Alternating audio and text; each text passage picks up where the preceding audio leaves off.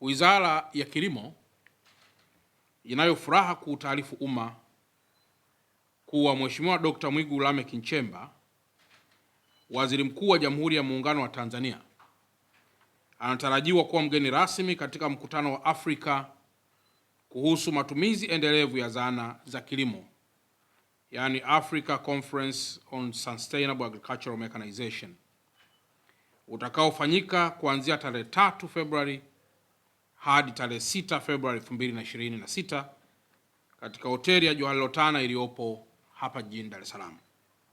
Mkutano huu ni ushirikiano kati ya Wizara ya Kilimo na Shirika la Chakula na Kilimo la Umoja wa Mataifa, yani FAO. Ndugu waandishi wa habari na wananchi wote kwa ujumla, mkutano huu utatoa fursa au nafasi kwa washiriki kubadilishana uzoefu, kuimarisha ushirikiano na kuharakisha juhudi za matumizi ya zana za kilimo kwa ajili ya mageuzi endelevu ya kilimo nchini na Afrika kwa ujumla wake. Ndugu waandishi wa habari, katika mkutano huo pia Mheshimiwa Waziri Mkuu atazindua mkakati wa taifa wa zana za kilimo wa awamu ya pili ya National Mechanization Strategy Phase 2 2026-2035 utakao kuwa mwongozo mkuu wa kuongeza tija nchini kupitia teknolojia za kisasa za kilimo. Mkakati huu pia unalenga kuimarisha matumizi, utengenezaji, uendelezaji, uhamasishaji, usimamizi na uratibu endelevu wa teknolojia zinazorahisisha kazi na kuokoa muda katika mnyororo wa uzalishaji na uongezaji wa thamani wa mazao ya kilimo. Aidha, katika mkutano huo unatarajiwa pia kuwakutanisha wadau takribani 1500 wakiwemo mawaziri wa kilimo kutoka nchi mbalimbali barani Afrika, washiriki wa maendeleo wakiwemo viongozi waandamizi wa FAO wa kikanda na wa kidunia, wakuu wa taasisi za umma, wawakilishi wa sekta za serikali na sekta binafsi, wataalamu na wakulima kutoka nchi zote barani Afrika.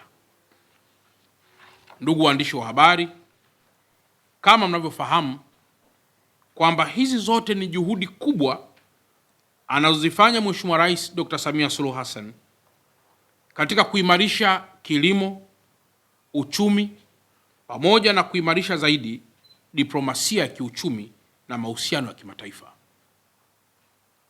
Nami kama mkuu wa mkoa nitumie nafasi hii kuwakaribisha wageni wote katika mkoa wetu, na kwamba mkoa wetu wa Dar es Salaam umeendelea kuwa salama na umeendelea kuwa kielelezo na kitovu kikubwa cha amani hapa nchini.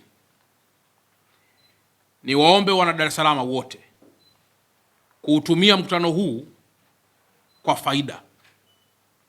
Wale wanaotaka kuhudhuria katika eneo hili na kuonesha bidhaa zao za kibiashara pia wanaruhusiwa.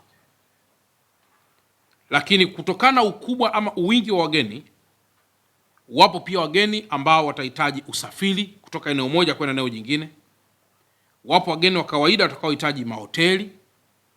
Nitoe rai kwa wafanyabiashara wote wa mkoa wa Dar es Salaam kuhakikisha tunautumia mkutano huu ili kutofifisha alama ya umoja, alama ya amani ambayo imekwisha jengwa katika mkoa wetu. Mwisho, nitumie tena nafasi hii kumshukuru sana Mheshimiwa Waziri Mkuu wa Jamhuri ya Muungano wa Tanzania, kushukuru sana Wizara ya Kilimo na kushukuru pia shirika hili la chakula FAO kwa kuona kuwa mkutano huu mkubwa unafaa kufanyikia hapa Dar es Salaam na si pahali pengine. Mimi naitwa Charles Tulai, ni mwakilishi msaidizi wa shirika la chakula na kilimo la Umoja wa Mataifa FAO. Nina furaha kubwa kuwa hapa na ni heshima ya pekee kuweza kuiwakilisha FAO katika mkutano huu, na tunapenda kuipongeza serikali ya Tanzania kwa kuweza kushirikiana na FAO kuandaa kongamano hili kubwa ambalo ni la kwanza Afrika.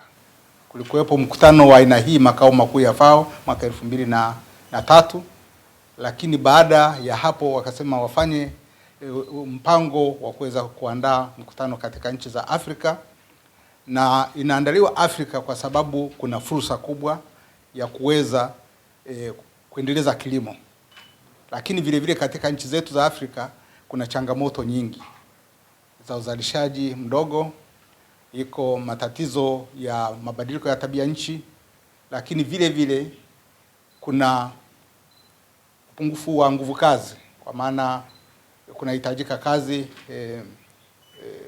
kutumia nguvu kazi, lakini vile vile kutumia kazi za mikono, kutumia jembe la mkono. Na sasa hivi dunia inabadilika kwa kasi kubwa, lakini vile vile tunaona kwamba idadi ya watu inaongezeka. Kwa hiyo na kuna fursa kubwa Afrika kuweza kuzalisha kwa ukubwa, ikajilisha na ikiweza kulisha mataifa mengine. Kwa hiyo ikaonekana ni nafasi nzuri kwa Afrika kuwa na mkutano huu. Lakini ikaonekana Tanzania na juhudi zinazofanyika kwa maana ya serikali zinazofanya serikali, lakini vile vile na kwamba imeandaa mkakati ambao Mheshimiwa Waziri Mkuu atauzindua, ikaonekana kwamba ni vizuri mkutano huu ufanyike Tanzania.